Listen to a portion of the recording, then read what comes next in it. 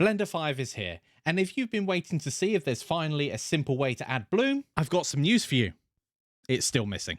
But here's the thing, if you've been following this add-on journey since July 2024, you'll know exactly what's coming. So what's new in this version? Well, first and foremost, it's completely compatible with Blender 5. All the core features you've come to rely on are here. One-click bloom setup for both Eevee and cycles, automatic compositor configuration, and all the fine-tuning controls you're going to need. The threshold controls, size adjustments, mix factor, everything's been refined to work seamlessly with Blender 5's rendering engine.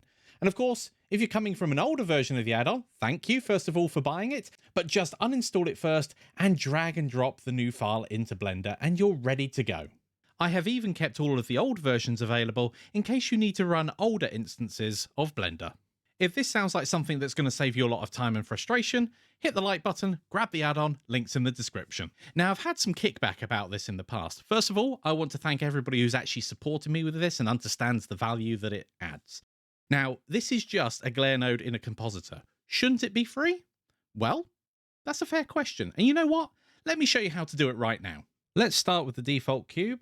And what we need to do, give it a material that is emissive. So I'm simply going to scroll down on the materials tab and just give it a strength of 4, 5, something along those lines. Now that we've done that, let's go to our 3D editor, either set it to material preview or rendered mode.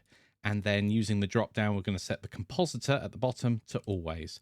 Now let's go to the compositor, create a new node graph, go ahead and add in, and I'm going to search for glare. And as we do that, we can see we've even got bloom right there. So we can click on it and it's already changed this value here, this type, to bloom.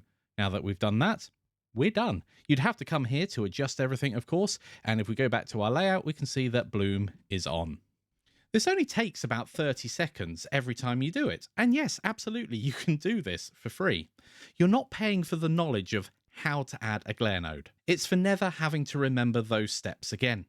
A couple of quick clicks and you've got it set up each and every time.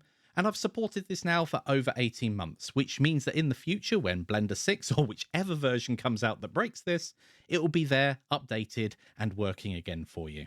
So let me show you how fast this is. We simply click the Add Glare node. So we go to our render properties, we click Add Glare node, and we've already set up the rendered view, but if it wasn't, we can click rendered view here and it's up to date. And we've got all of the controls that you would need to go into the compositor for to play with it.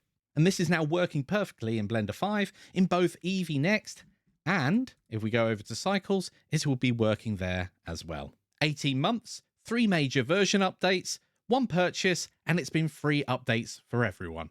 Link is in the description for the add-on. If you want to learn to make add-ons like this, you're going to have to learn Blender Python. I've popped a link to my course in there as well. That's it for this one. Thanks for watching, and I'll see you in the next one.